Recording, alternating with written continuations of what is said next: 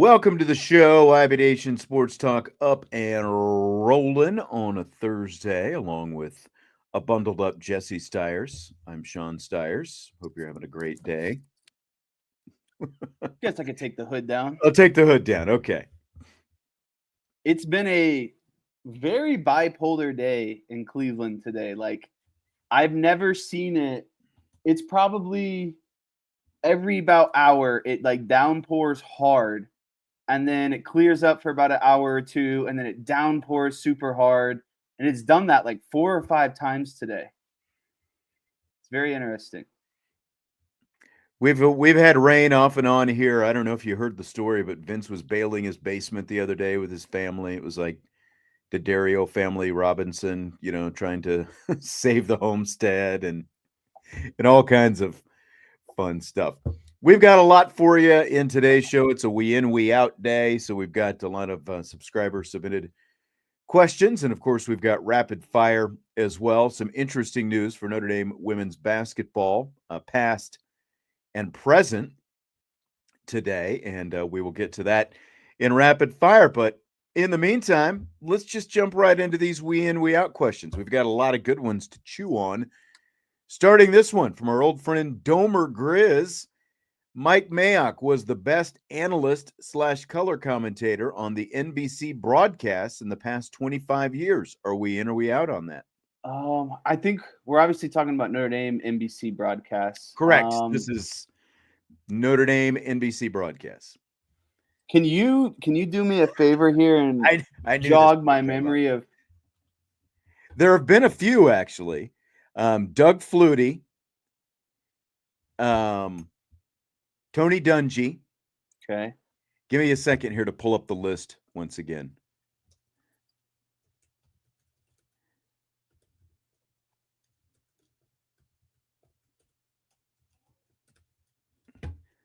Let me see. Because I had to find a list to remember who came in the last 25 years, because there have been a lot, like Chris Collinsworth, for example, but he was like 30 years ago. That was before you were even born.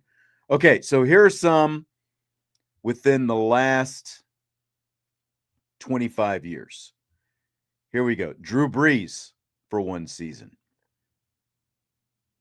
Tony Dungy for one season. Doug Flutie for 5 seasons. Pat Hayden actually did it until 2009. It doesn't seem like he did it for that long. So Pat Hayden would fall in there since it's the last 25 years. Mike Mayok did it for 4 years. Joe Theismann. See, I don't even remember Joe Theismann doing it. But then again, obviously I was at the games at the stadium. It says here that he did it in 2009. So those are your options.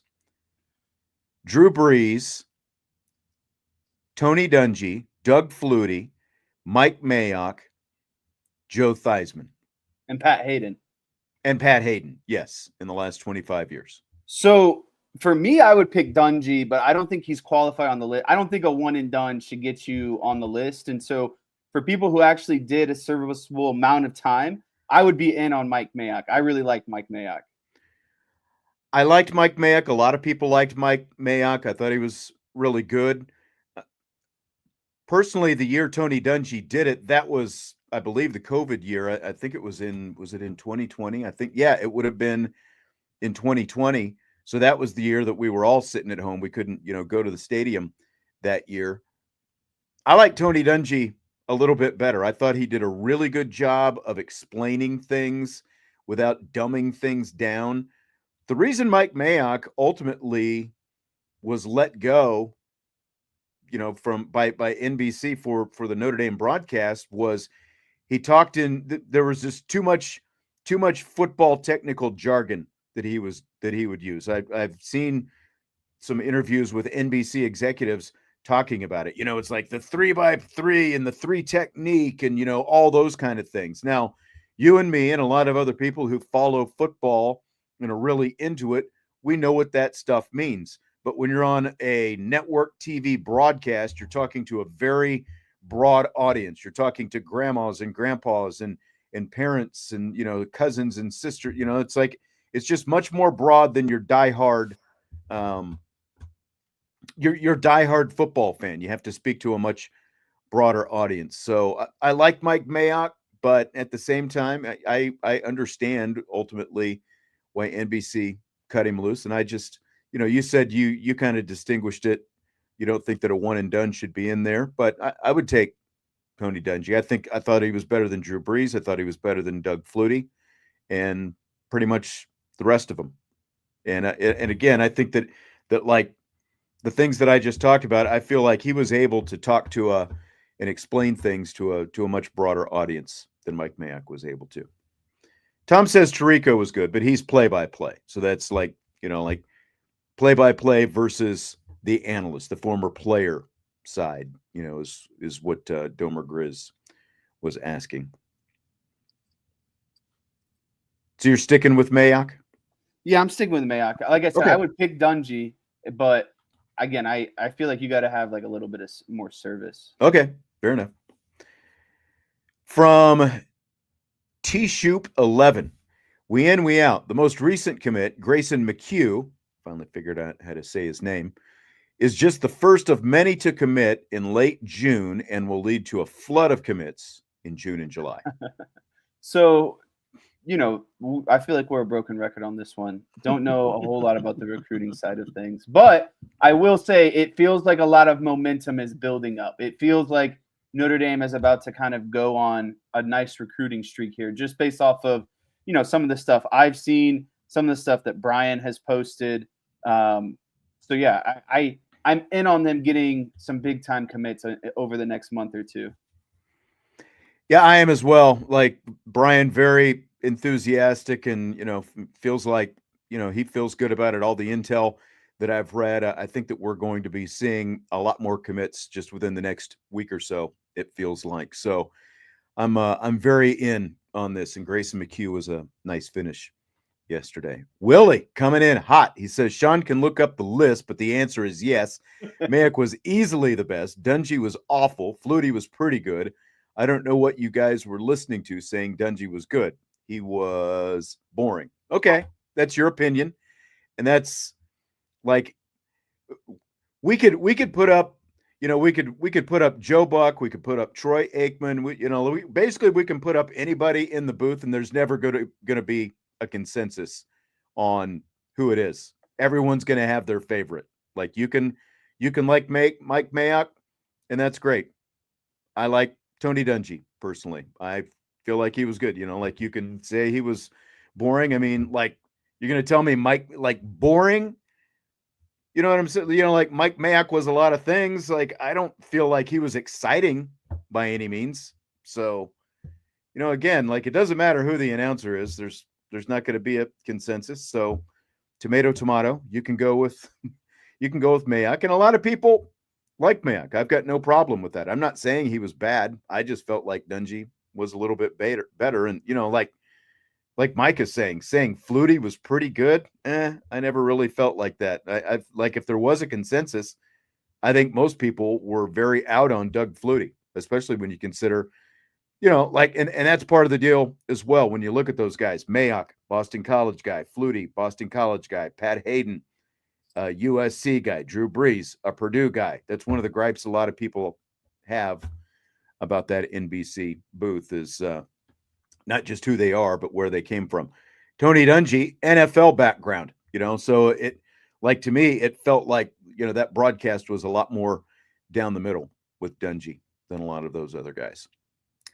Another one from T-Shoop, we in and we out. The job that Marcus Freeman is doing with recruiting, along with the rest of the staff, Notre Dame will not miss out on the Christian McCaffrey and Andrew Lucks that once chose Stanford and Northwestern over Notre Dame. Yeah, I mean, I'd like to be in on this probably as much as everyone else because, Notre Dame should be the premier athletic and academic school. Like if you're very serious about your academics and you're also very athletically gifted, it seems like Notre Dame would be the most logical choice. And it doesn't, or it helps absolutely that Stanford and Northwestern just aren't anywhere near Notre Dame in terms of football success at the moment. No, that's exactly right. Like they both rose to a certain point and they hit their ceiling several years back, whereas Notre Dame has not hit its ceiling yet. And when you throw in today's college, just when you look at just how much things have changed in the last 5 years in college football with NIL, Notre Dame is much more competitive it's like two different worlds, really, especially when you look at Notre Dame and Stanford right now. I don't know if they have even come close to addressing, what their NIL commitment is, but so far it hasn't been close to what Notre Dame's is. And Notre Dame is just, I think, going to continue to lap Stanford in that regard. So you're not going to miss out on those kind of recruits. And I think Northwestern's might be a little bit better, but they've got a lot of things to figure out as well, besides just a new stadium, So yeah, those kind of schools, those other private schools are not going to be in the same stratosphere as Notre Dame again. Fish ND, we in and we out on whether Finley is going to give us the Tunuk Hines experience after visiting Texas.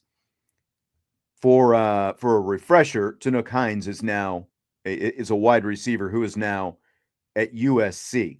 Yep. So I don't know if you wasn't sure if you remember the name or not. And I know Finley just visited with all those guys this past weekend. So right. I hope not. But I don't have the inside scoop on that one. Yeah. I mean, it seems like from what Brian Driscoll is saying, like Finley had a good experience for sure, but it doesn't sound like he is nearly as, maybe even a half foot in the door as some of these other guys who visited last weekend. Great experience and all that kind of stuff, but I think that there's still a ways to go to try to get Finley. So, if I've got to, say one or the other, because this is in or out, I'll have to go in on that because it just doesn't seem like he's leaning toward Notre Dame by any means. Like, good feeling about Notre Dame. It doesn't feel like he's leaning in this direction right now. Double R 2.0, in or out on Indiana winning Game 6 of the NBA Finals tonight? In. I think that they'll find a way to get it done and make this, exciting series go one more and get all the way to Game 7. I can't say I have, some inside scoop about, what they're going to do or how they're going to do it, but I'm always a proponent of, I always think that the series are going to drag out, and to me, that's the most exciting part of the series is I like Game 6s and Game 7s. Those are usually some of the most exciting games. Game 7, baby. It's going to 7. It's back into Indianapolis. And if Pat McAfee has his say, they will definitely win tonight. I don't know exactly how much juice he's got to will them to the victory, but everyone wants a Game 7, so I'll go in on Indiana winning. And you can never lose the whole thing on your home court. Nothing worse than. I mean, obviously, the biggest question is going to be Halliburton, how much he's able to play. If he's able to play, how much he's able to play. All those different things. Like I saw Udonis Haslem on McAfee talking about the fact that he thinks that Indiana might use a little bit more zone tonight, to try to kind of help Halliburton out and, kind of see how that goes. Salty says, just skip the recruiting questions. We need that oxygen for other things. I mean, not wrong. I'm not gonna disagree. Another couple from Double R 2.0. In or out on Nebraska finishing with a better record than Iowa? Well, do you want to hear the schedules? I've got the schedules up. Yes. All right. So here's Iowa's schedule. Albany, at Iowa State, UMass, Rutgers, Indiana, Wisconsin, Penn State, Minnesota, Oregon, at USC, Michigan State, at Nebraska. So the question was Iowa, Nebraska, right? Yep. So here is Nebraska's schedule. Cincinnati, Akron, Houston Christian, very challenging, Michigan, Michigan State, Maryland, Minnesota, Northwestern, USC, UCLA, Penn State, Iowa. What if I told you it's going to come down to the last game of the season? Probably will when they play each other. If I had to go on paper, I would say Nebraska. Their schedule sounds a little bit easier.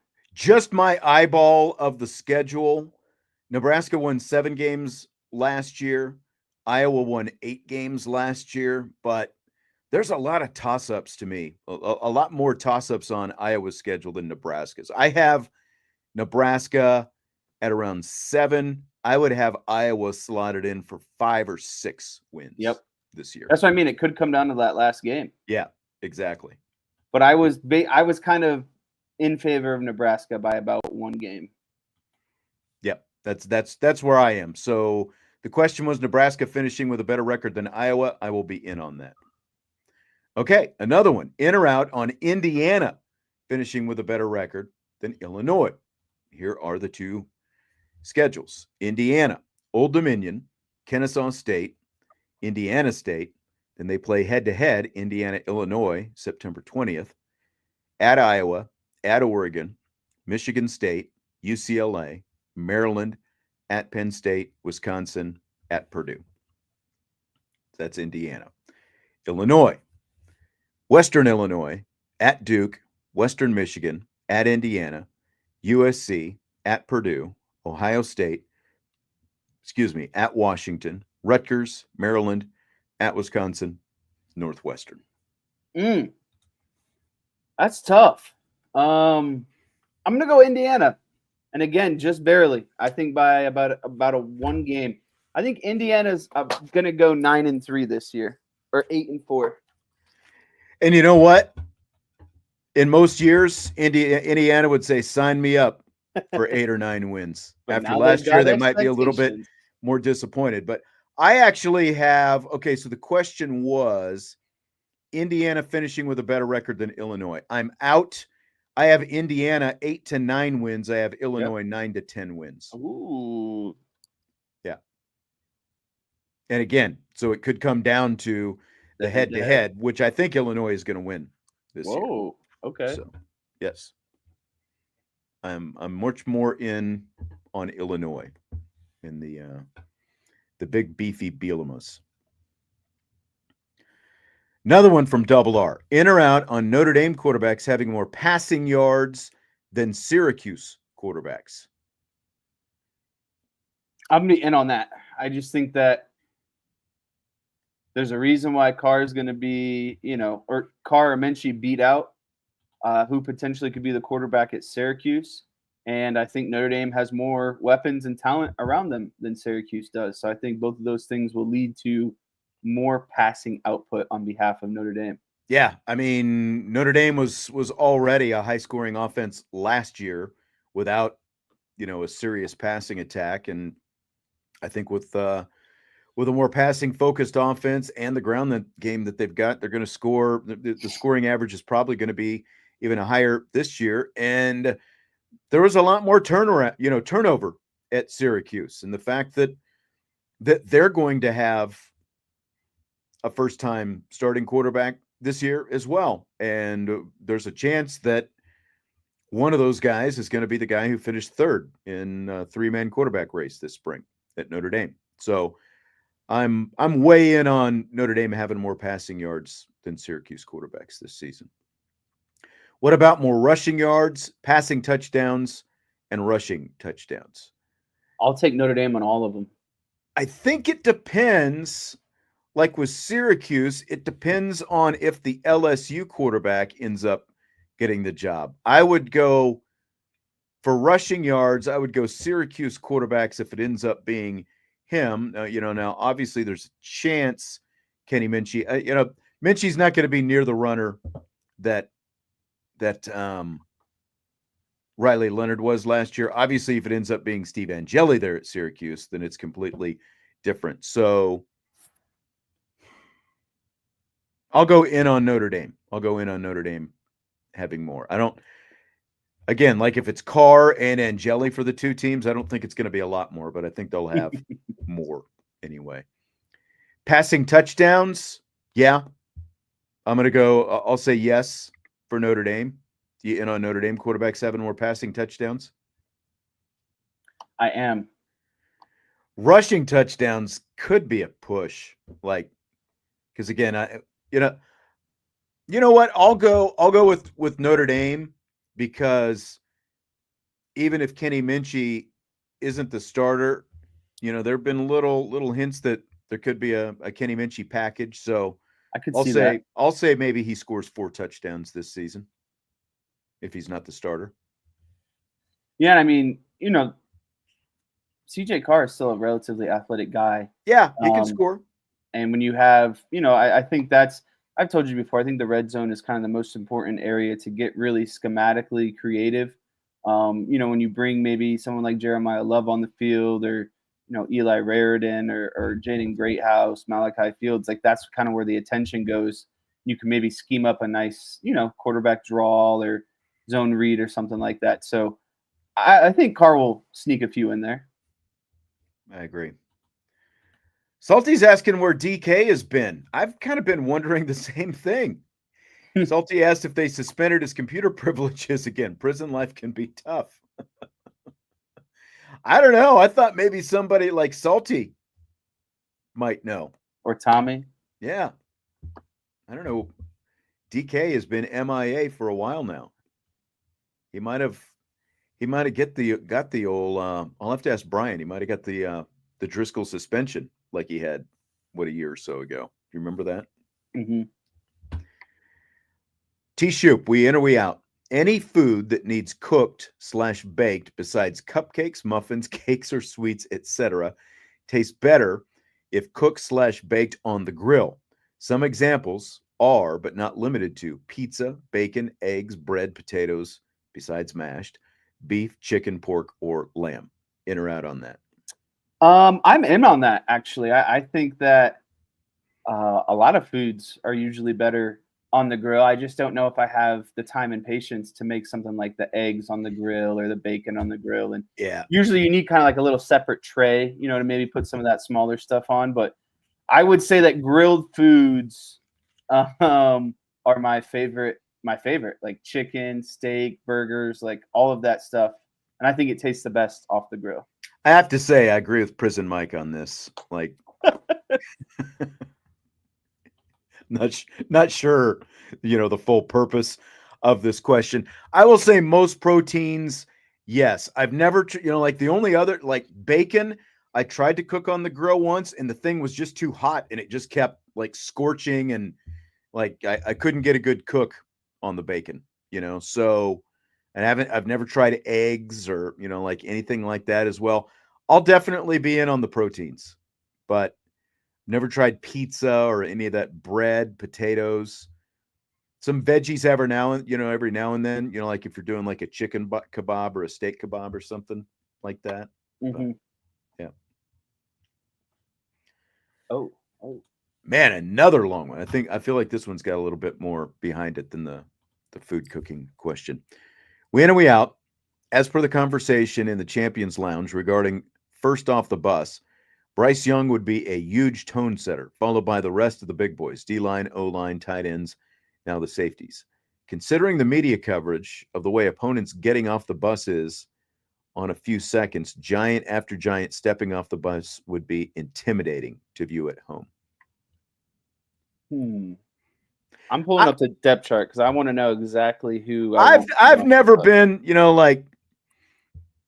I've never been a big, the first guy off the bus type thing. Like what difference? That's nice for the shot on TV when the first guy gets off the bus or whatever. Usually it's just the head coach that they're getting. So I will be out on this. I don't know who you're going to intimidate. It's not like the other team cares who the first guy is or even the first 20 guys are off the bus. At the end of the day, you got to get out on the field and line up and do it. I would say I'm in on this for the fun of it. Okay. I'm out on it being Bryce Young. I would have Charles Jagusaw and Gabriel Rubio walking side by side off the bus. Bryce Young, according to the Birds, like here it is, Clontarf. We We haven't seen the officially listed weights yet, but some are saying 6'8", over 270 pounds. Like he's put Holy on cow. he's put on roughly 15 pounds since last year and gained an Phew. inch apparently. Yeah. That's a big boy. In or out, the starting Notre Dame quarterback, Carr or Minchie, will become the winningest quarterback in Notre Dame history, surpassing Ian Book at 30 wins. Both these guys are young, and if it's Carr, he has a lot of eligibility left. I think he'll play 3 seasons. 10 just at 10 wins alone would get you to 30 per season, and that doesn't include postseason. So I like this, and I do think that Carr will be the one to do it.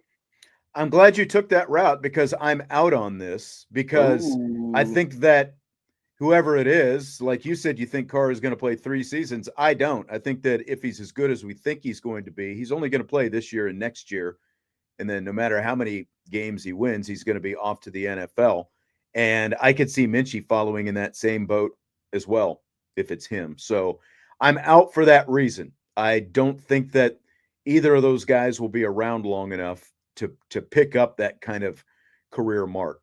Like they could easily both be right around 30 wins when it's all set. Either one of them could be right around 30 wins is what I'm saying, because of the fact, like you go deep in the playoff and that kind of thing. But maybe, in the vicinity of 30 wins. Let's put it that way.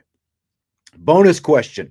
Do you know which 3 quarterbacks are tied for Notre Dame at 29 wins? Do you know? I do. That's why I'm asking you.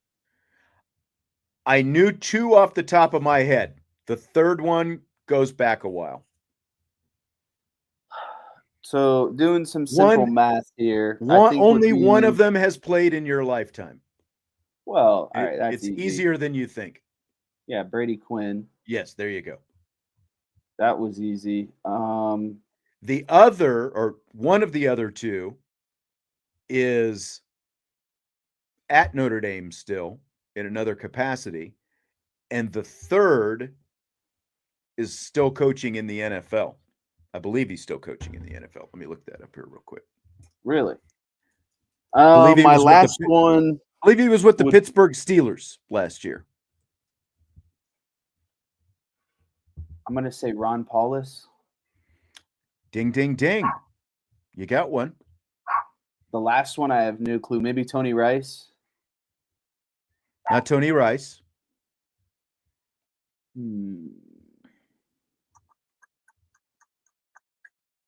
Why did I think? Let me see. I don't think I'll be able to get the last one. Yeah, he's not with the Pittsburgh Steelers.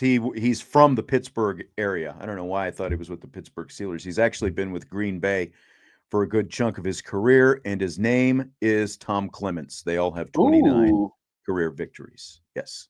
Never would have got that. I didn't even know that was a name that played quarterback at Notre Dame. Yep. The 3 are Quinn, Paulus, Clements. 29 wins each. Well done, Tom Frawley. He got it. That was a tough one. The third one was the toughest. First one was the easiest. S. Stewart. Is it just 63? Yeah, 63. We in or we out. Notre Dame will have a Buttkus Award winner within the next few seasons. I'll be in on this. I think Drake Bowen's going to win it this year, actually. Ooh, okay. I'm in because, this has been an award that Notre Dame has hit several times. Jalen Smith, Manti Te'o, Jeremiah Owusu-Koramoah. Like they've had some big dogs at linebacker. And it's about time that they win another one now. It's been a few years already since JOK won his. And, the way they're recruiting and developing the linebackers, whether it's Drake Bowen, KVA, Faremo, whoever it happens to be, I would lay pretty good odds that one of those 3 is going to end up winning it. That's what I mean. They're just so stacked. It's almost kind of just pick your poison. You could almost make the argument that they'll have multiple in the next 5 years. Yeah, exactly. Bootstrap Bill, we in or we out. The gold helmet, green jersey, white pants combination Notre Dame wore against Louisville last season is the best alternate uniform combo they have. 100% in. This is no question. You know how much I like the green uniforms, and I like them even more when they're not monochrome. And I think the white pants look very fresh. And a close second would be when they wear the all whites. Yeah, I'm in on this. I think it's not only the best alternate, I think it is the best uniform look they've got, period. I love it. I think it is sharp, it is clean looking. They've got the green right, they've got the pants right, the gold of the helmet. The only, the only thing that I would add is like a shamrock on the helmet when they wear something like that. I think that would set it off. Salty says the all whites are icy. That's right. And they look even, well, the all whites are good. I thought he was talking about the white pants. The all whites are good, but I like the green jersey with the white pants even more. I just like the contrast. And then especially when you have the white numbers. A lot of all whites fans. Interesting.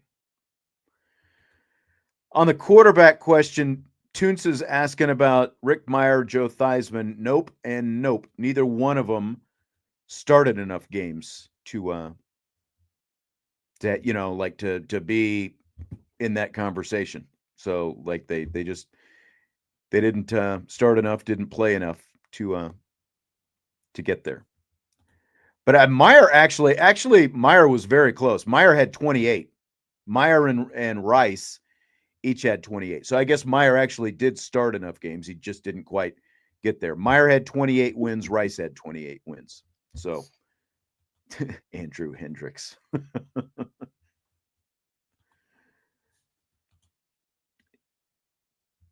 Oh, Chief Brody, not a fan of the all whites.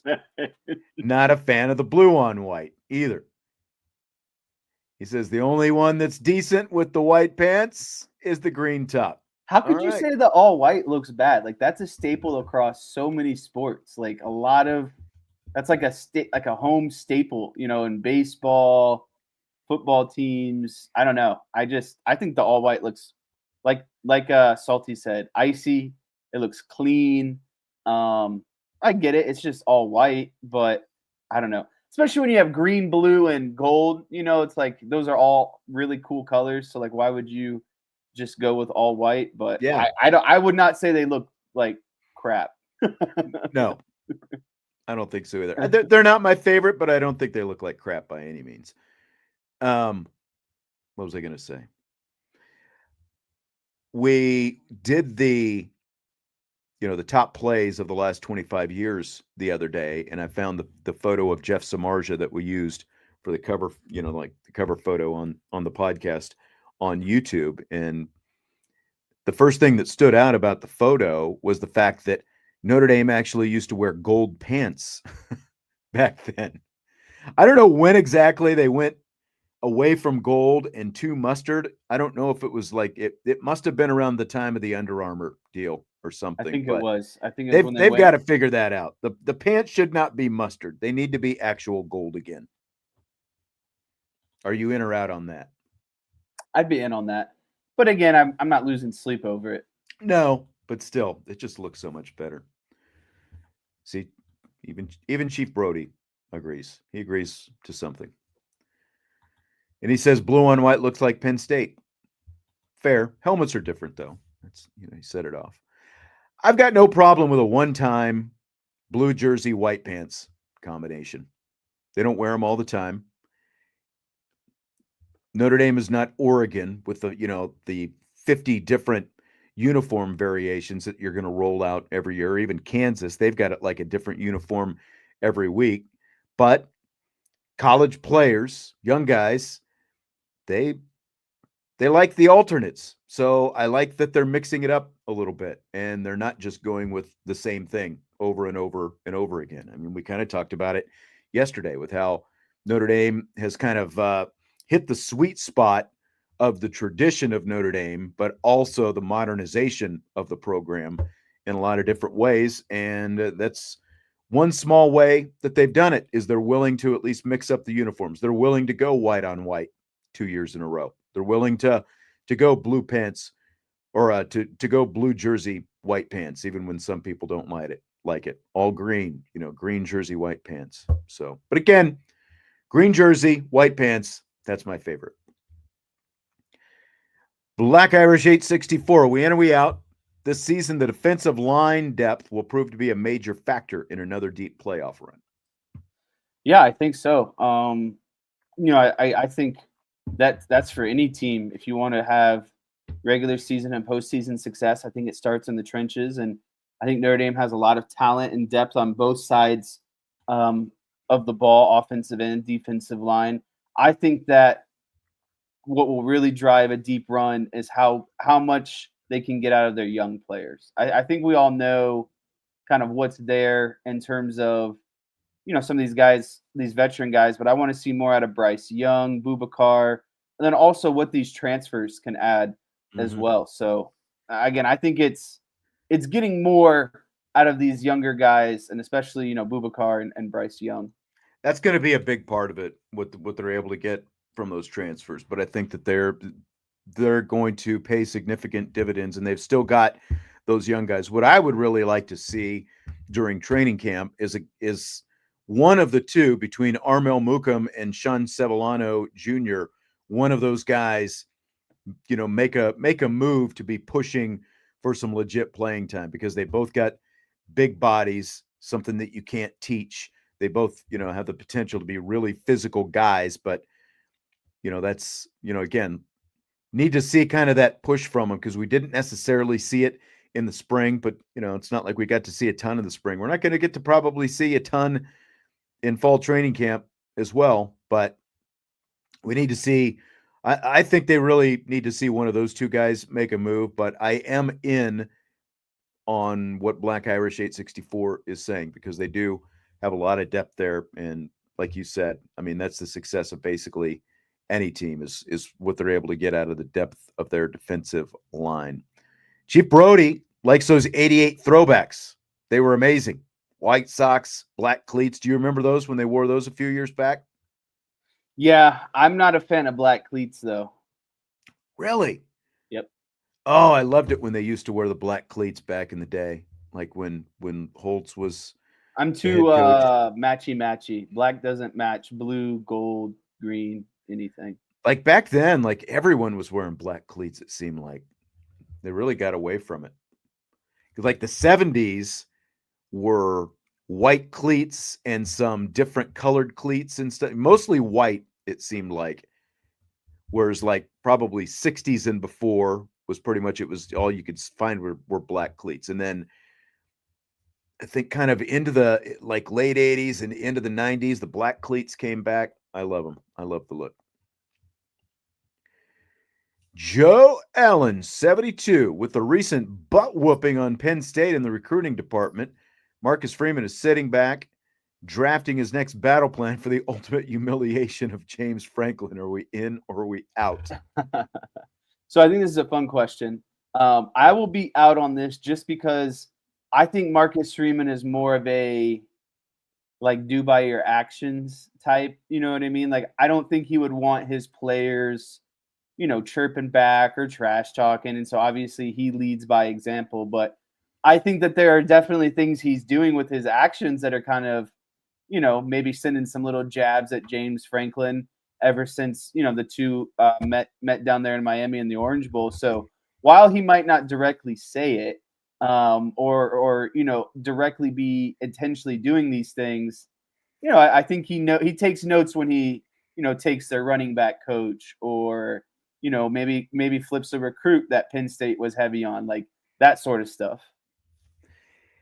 Yeah, and I mean, like I remember when we played the clip of LeVar Arrington a couple of weeks ago when he was talking about, like he'd talked to J1 Sider and, all the things that he'd heard from Sider about Marcus Freeman and stuff like that. And, just the way that he runs the program and everything else, like I'm sure James Franklin doesn't like a Penn State, one of Penn State's more famous recent alums, who's on the radio every day with Brady Quinn, giving that kind of love to Marcus Freeman and Notre Dame, but it is what it is. You got to give praise where it's due. And you're right. Marcus Freeman's never going to say this stuff out loud, or at least outside, the confines of, his building over there. But it feels like after that press conference last year, Marcus Freeman is more than willing to lay the licks any chance that he gets. And I think we're all here for that at this point. It was a clown show, Clontarf, Franklin, in that press conference. Josh is playing to your heartstrings with this one. In or out? Cubs make it to the World Series, and Notre Dame football makes it to the title game. That's out. Those are two big asks in the same year. I did see something, though, that the Cubs, I think, had like the second best chances right now of all the teams to make the World Series. Yeah, so that kind of surprised me. I think they're still missing a couple things. Their bullpen has been great. Their hitting has actually been great. I'd like to see them, since Justin Steele is out for the year, I'd like to see them get Shota healthy and get another starting pitcher in the rotation as well, and probably get another piece in the bullpen. So ask me again after the deadline. That's the big thing. If they act serious around the deadline, then I might change my answer. Dodgers are still going to be the team to beat. These don't have any starting pitching. Yeah, that's what it's going to come down to. Dodgers are going to be the team to beat. And the fact that this question is saying Cubs to the World Series and Notre Dame to the title game, that's just too much of an ask, especially when you're considering how long has it been since the Cubs even made the playoffs at this point? 4 years or something like that? 4 years plus? Wow. It's been a while. They made it in 2020. Did they make it the year after that in 2021 as well? No, because that's when they sold everything. Yeah, that's when the sell-off started. Yeah. Another one from Josh. In or out, Notre Dame will only end up with one targeting penalty all year. Out. I'll be in on that because that seems like just too much over the course of an entire season, especially if you play a couple playoff games. In or out, NCAA will eventually make changes to the targeting rule. I feel like that's something they're always tweaking with, and something that fans are always outraged with. So why not? I think they will tweak it. I think that at some point they're finally going to come to their senses and realize that the way they've got it set up right now is not a good rule, and they will change it. I've been saying for a couple of years now. They need to, the first time you do it, it's just your common 15-yard personal foul penalty. Second time you do it in a game, then you get the ejection. It shouldn't be an ejection for the first time. Second time should be the ejection. That's what I think it needs to be changed to. And hopefully at some point they come to their senses and they will change it. Oh boy, here we go. Here we go. Salty question. Notre Dame's defensive ends will have a substantial improvement in performance this season, with Messrs. Traore and Young rising to the top. Mr. Ash's defense will emphasize their roles to a degree that Mr. Golden did not, and it will result in higher tackles for loss and sack totals than last year. In or out on that? So I do think that they'll have a substantial improvement in performance, and I do think that, in Ash's defense that there might be a more prominent role as well. And I think that's why you kind of see him getting rid of, not getting rid of, but just kind of basically making it so there's no, specialty for I think, what is it, like Viper and basic, like, yeah, both right in, left in now. Yeah. Yeah. So I think that's going to play a part of it as well. So I think that, there is going to be, and I think that's something that comes more so from the NFL, in my opinion, that approach. I feel like defensive ends are more emphasized in the NFL. And so I'm hoping that Ash can bring some of that and some of these, tweaks that he's talked about to the Notre Dame defense.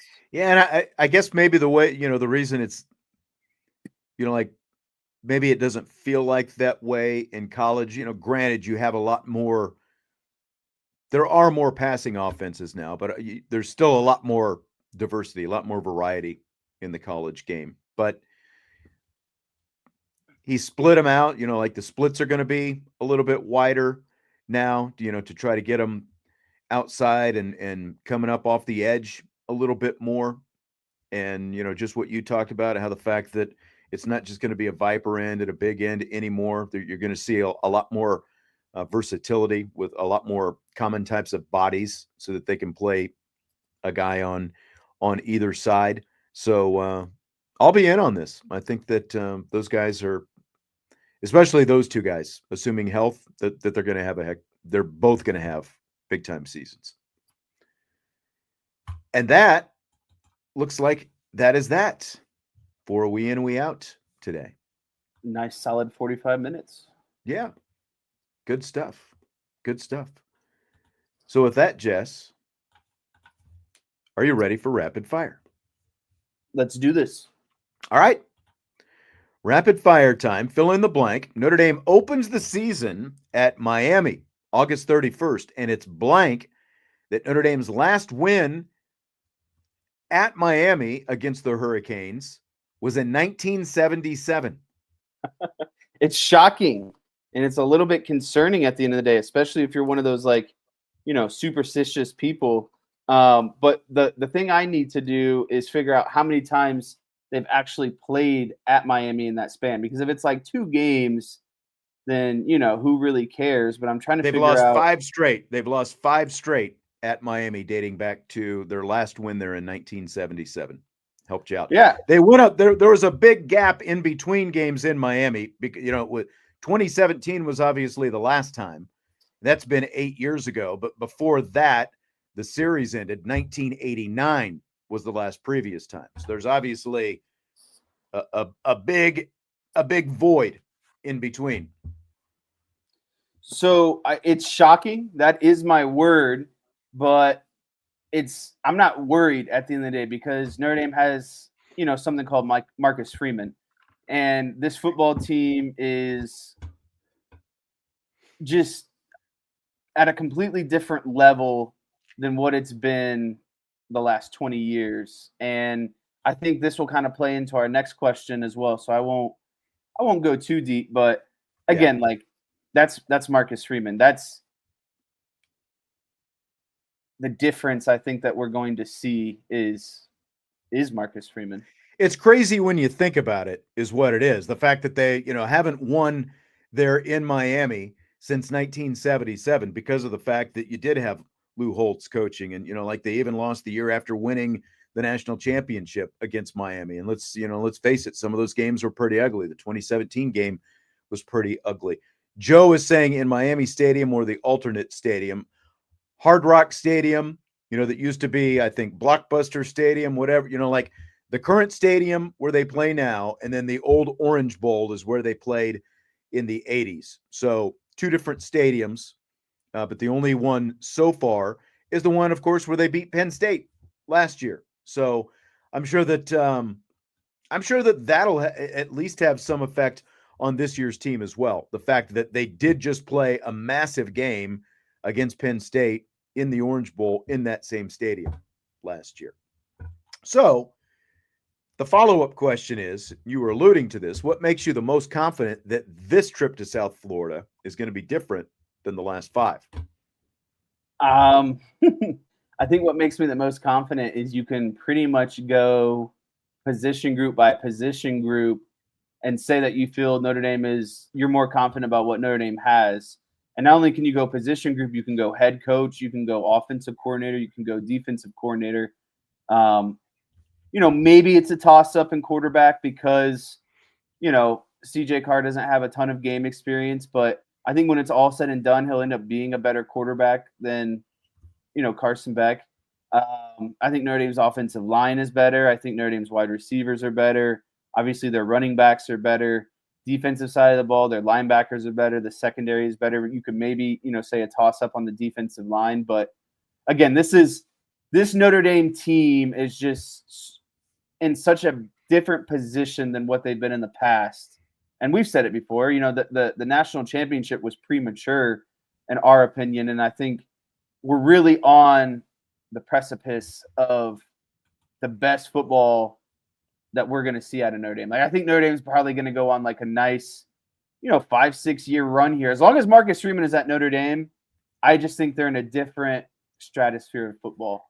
Yeah, I mean, for starters, what happened 35, 36 years ago obviously has nothing to do with this team. And what happened even 8 years ago has nothing to do with this team. To Michael's point, part of Michael's point that he's making, and he's saying, how many wins does Coach Freeman have in the state of Florida? He has nothing to do with those teams. That's exactly right. And the coach's results, he wins in Florida. And I mean, ultimately, that's the difference right now is this team is ready for it. I think a huge factor, one, to your point, Notre Dame's roster is just flat out going to be better than Miami's. Now, that doesn't mean Miami isn't going to have good players, and some players on the Miami roster won't be better than some of Notre Dame's players. But across the board, when you've got the 22 guys on the field, I think it'll be pretty much a 70 to 75% advantage in Notre Dame's favor most of the times in terms of who the better players are. And two, this is my next point, ND Sailor. They went to Texas A&M last year, one of the toughest places to win for a visiting team. And that's going to, just about everybody on this roster, obviously, everybody except for the freshmen, got to experience that environment.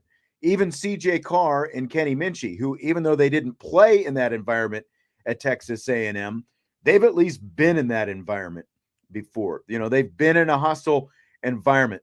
They're going to be ready for the moment. And that's like when you go back to Marcus Freeman, that's one of the things that stands out about his teams is they're ready for the moment. Brian Kelly did not have that 2017 team ready for the moment. It was flat out ugly. And more times than not, I mean, all you got to do is look at the one-loss record that Brian Kelly had in big moments, big opponents, big games. Brian Kelly and his teams were not ready for the moment. Marcus Freeman's are. And that's why I think this year will be different. Yeah, I mean, they've played in much tougher environments. On the road at Texas A&M, playing in the Coliseum, playing in a national championship, a Sugar Bowl down in Atlanta, a Orange Bowl in that same stadium. At that point, you just have to have proper preparation. Where they're playing at doesn't matter. Notre Dame's going to be the better team. They just need to come out and play like it. In or out, CJ Carr will break the first-year starting Notre Dame quarterback passing yardage record. That one comes from ND Sailor. I have no idea what the number is, but I would be in on this because I think he is more advanced. Let me see. Let me look something here. What did Jimmy Clausen do? That's what I was just getting ready to look up. Your initial thoughts without knowing that number. No, I don't think he'll be better than Jimmy Clausen in his first year. Now remember, Jimmy Clausen started in 2007 when Notre Dame was 3-9.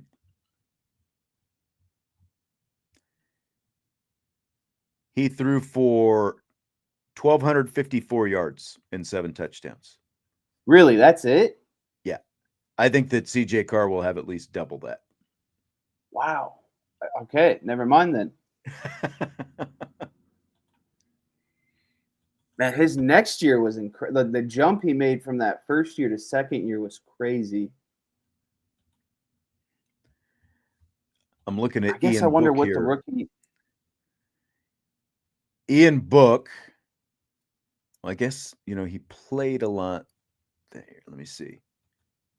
I looked at the wrong year. 2018 is where I need to go to. That's when he became the starter for most of the season. He threw for 2,628 yards. What was that number again? 26-28. Let me look at Deshaun Kaiser as well, because obviously he didn't start the full season. He threw for 28-84. Man. So basically we're saying, is 3,000. CJ Carr going to throw for 3,000 yards this season? My answer is yes. Do we get to count bowl games? Of course. All those numbers count for records now. There was a time when the bowl games didn't used to count for single season records. Like Barry Sanders has the all-time single season rushing record for a college player with a little over 2,600 yards, but I think he ran for like 225 yards in their bowl game that year, and that doesn't even count. Ashton Genty pushed to break that record this past season, but he had more games than Barry Sanders that season. But I digress. I'm in on this. I think that Carr is going to break the record. I think you're thinking too hard about this. No, he's not going to get it. That's why I'm thinking too hard. You don't think he'll have over 20? You don't think he'll have at least 2,900 yards? I don't think he'll get to 3,000. I think with their running game, they're more than comfortable with letting that kind of be the thing. I know Marcus Freeman is, especially if they get up late into some of these games, they're not going to have CJ Carr throwing the ball all around in the fourth quarter. Yeah, but 3,000 yards really is like, that's not that much for a college quarterback anymore. Yeah, I mean, if I did the math, 3,000, say they play 14 games, they win a playoff game and lose a playoff game. Okay. That's around 215 yards a game. Does he even get to 2,900 then? No. I don't think there's any way he doesn't. Really? There's no way. Because, that running game is going to be good, but he's going to air it out, and it's going to help that running game as well. The way he throws the ball. I mean, 200 yards a game in a 12-game season, that's 2,400 yards right there, right? Right. Yeah. 300 is 3,600 yards. So he only needs what, like 2.25, something like that? Yes. I thought Sam Hartman would easily do that, and he didn't. Man, Riley Leonard threw for 2,800 last year, though. But that was, again, in 16 games. Don't forget that. Yeah. I don't know. I'm still going to be out. I'm not changing my mind. You're out on it. Okay. Yeah, Sam Hartman. What did he end up throwing for? 26 something. Yeah, he threw for 26.89. Yeah. So we did our Notre Dame plays of the last 25 years earlier this week. Do you have one play to you that stands out above all the others? It sounds cliche, but I kind of have to go with the Christian Gray interception against Penn State. I like it. I mean, that was such a huge play. It sends you to the national championship. That the way that game was going back and forth at the end, just crazy. I would say that, and maybe like Manti's interception against Oklahoma. Another good one. One that didn't come up the other day, and I don't know how we forgot this. Jeremiah Owusu-Koramoah taking that fumble away from Travis Etienne and taking it for the touchdown in the 2020 win over Clemson. Somebody brought this up on the board, and I don't know, like that completely, because I was trying to think of like the some of the defensive sequences, like most of like the defensive stuff that stood out to me about that game was like, it was like the sacks in overtime, but neither one of them stood out as like a big, like the memorable highlight type play. But Owusu-Koramoah, that pitch play to Etienne, it bounces off his chest and right into the arms of JOK, and he takes it in for the touchdown. I mean, that's got to be one of the best defensive plays in recent memory, doesn't it? Yeah, definitely. And I forgot about that until you brought it. And that's the hard part about this is like it's a lot of games over 25 years. So thinking about all of them is tough. I mean, I would put Jeremiah's Love's run against Indiana on that list somewhere. Trying to think. I would put Deshaun Kaiser's throw to beat Virginia to Will Fuller on that list. I would put the Brady Quinn to Samardzija to beat UCLA on that list. Yep.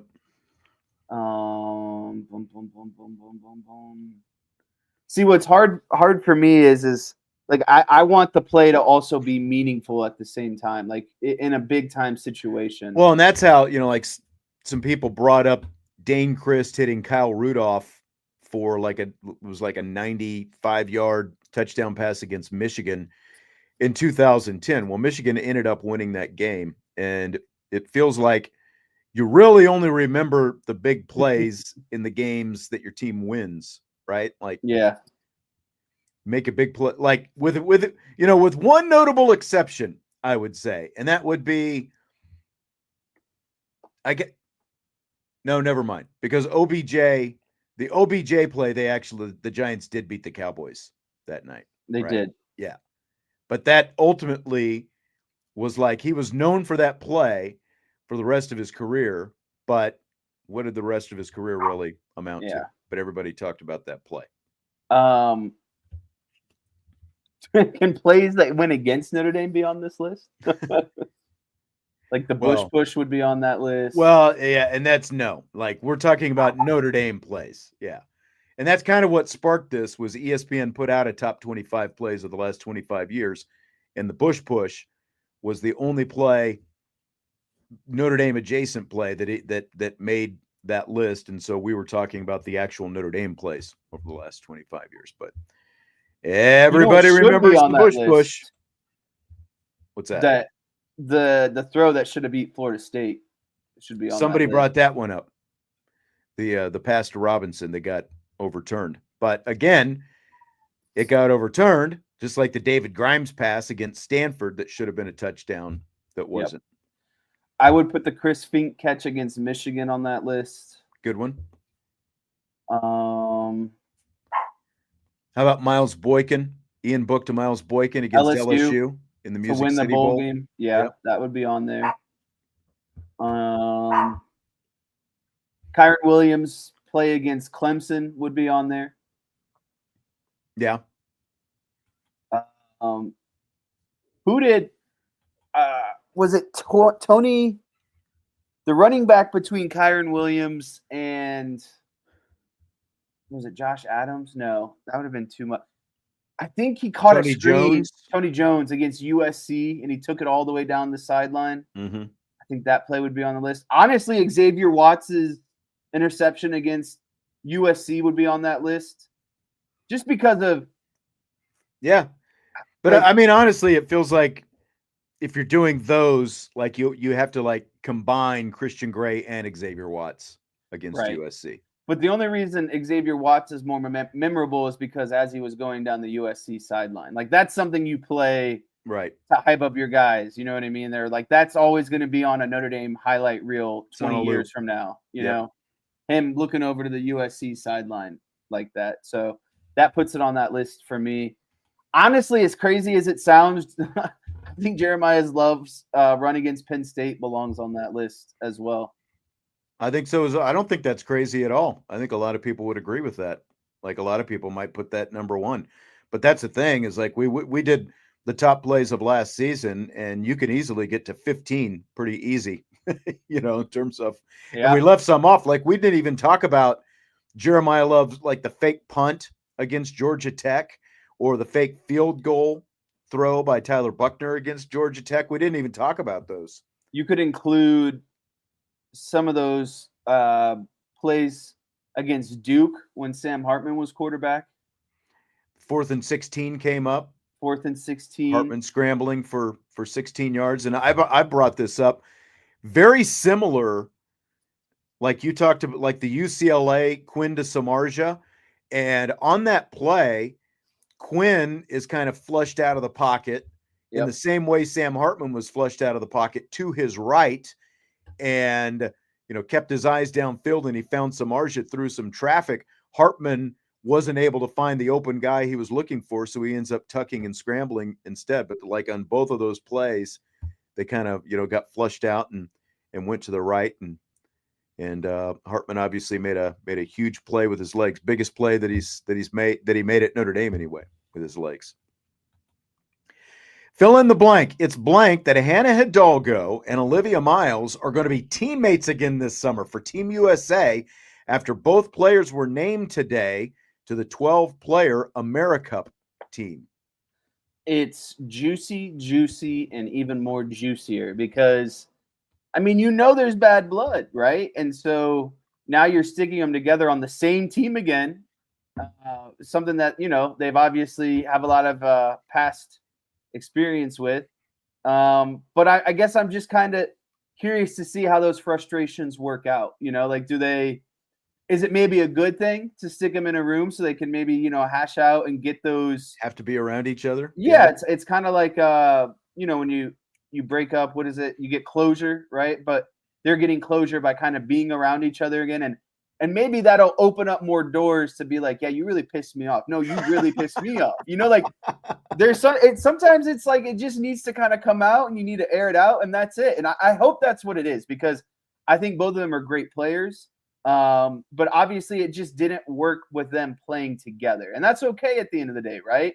But I will say with this and kind of, I don't know if you saw the other night with the Fever and the Phoenix Sun.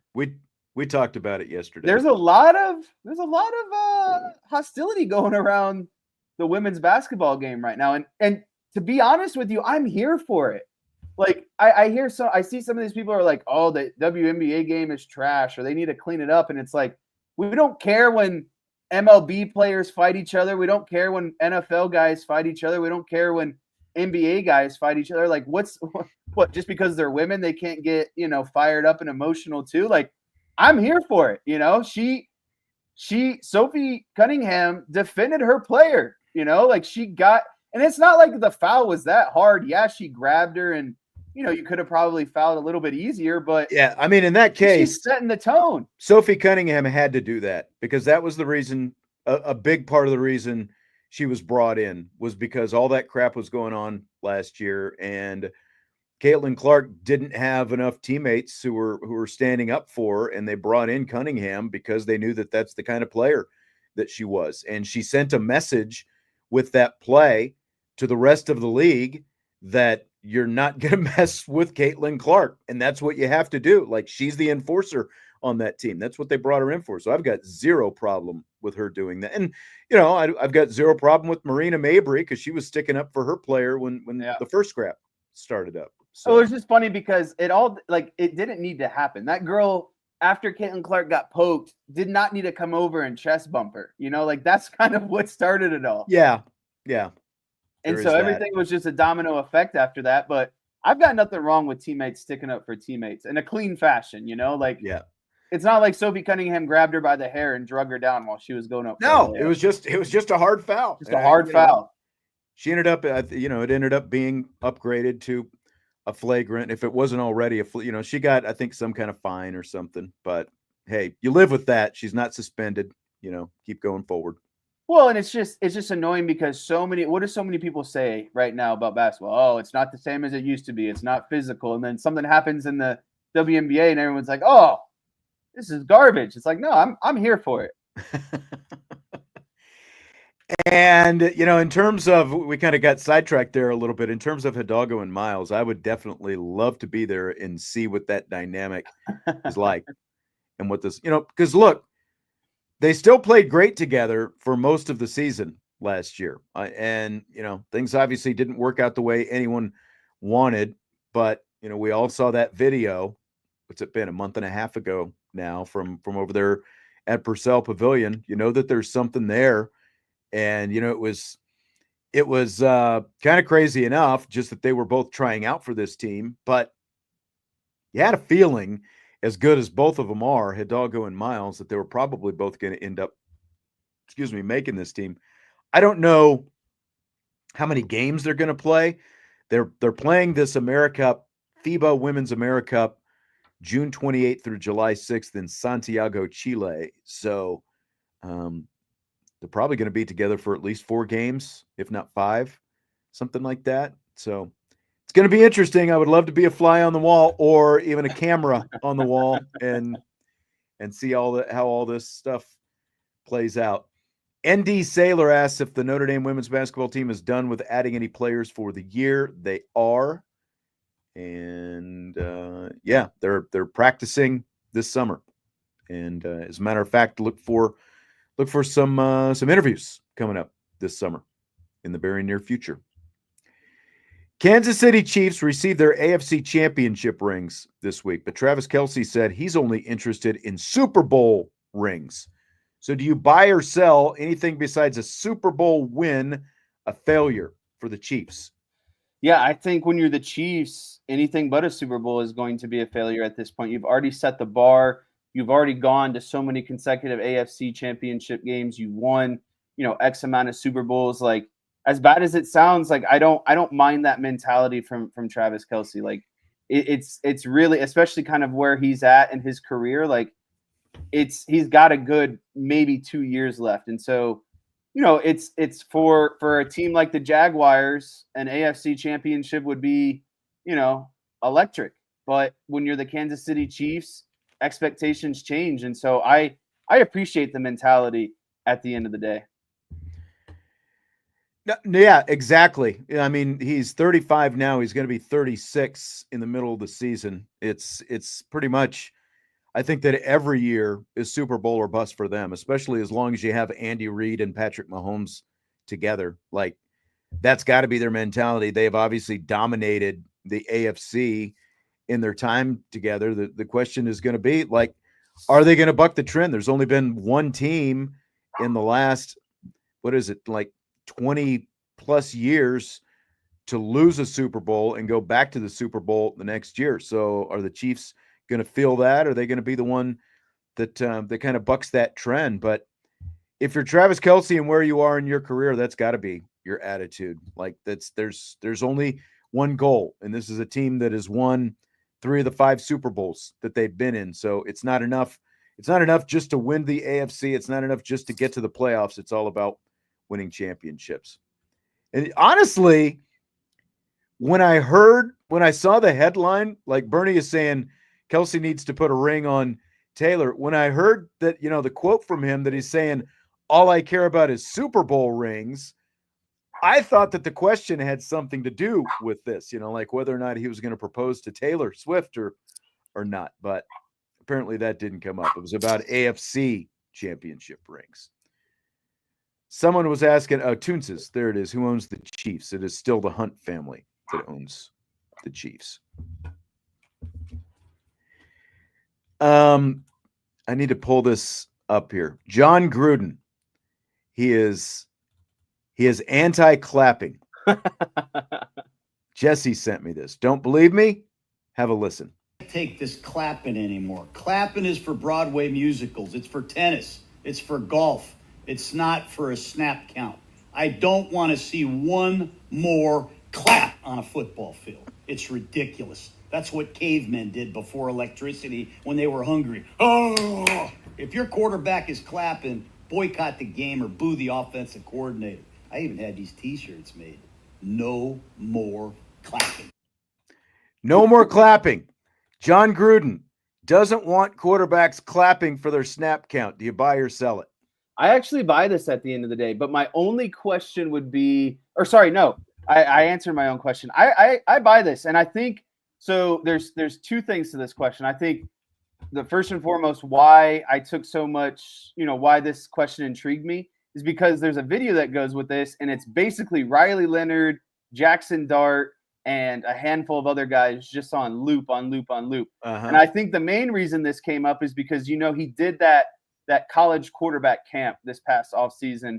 And I think a lot of guys came in, and he, on every single one of them, he asked them to go through their snap count.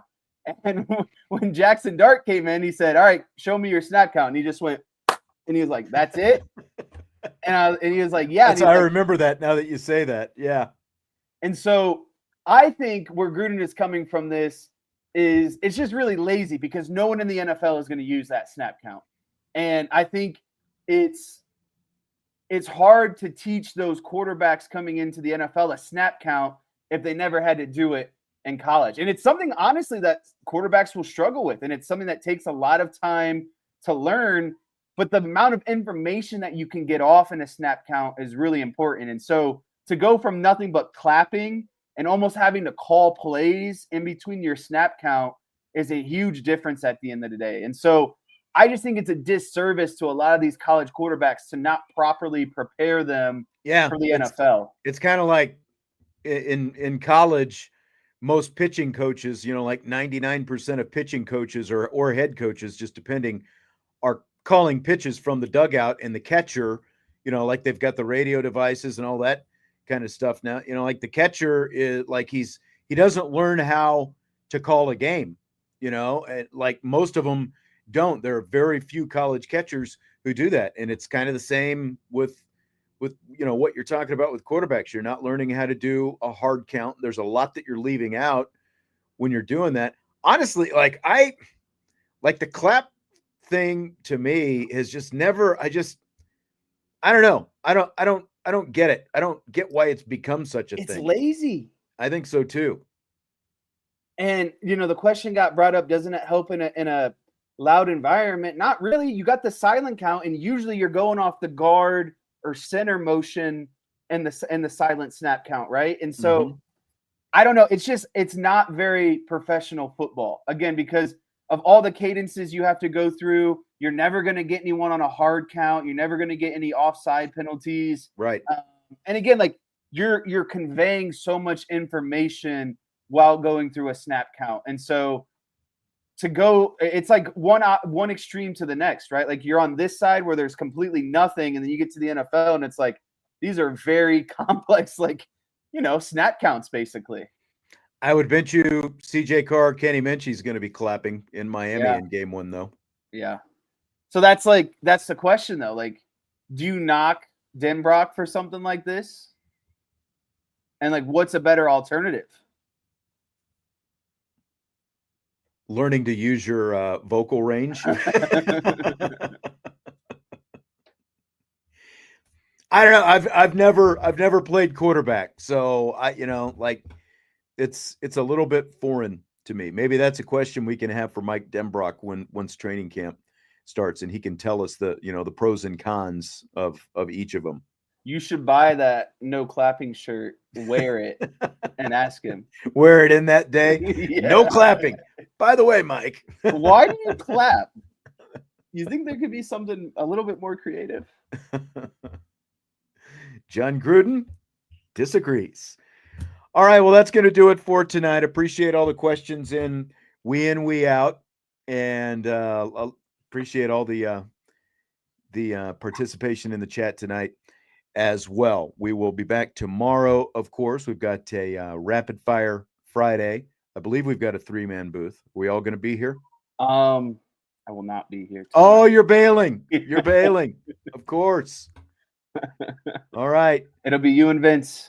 Jesse's sitting this one out. Vince will be back tomorrow. Absolutely, Bernie and everybody else. Hit that like button before you leave, and we'll talk to you tomorrow on IB Nation Sports Talk.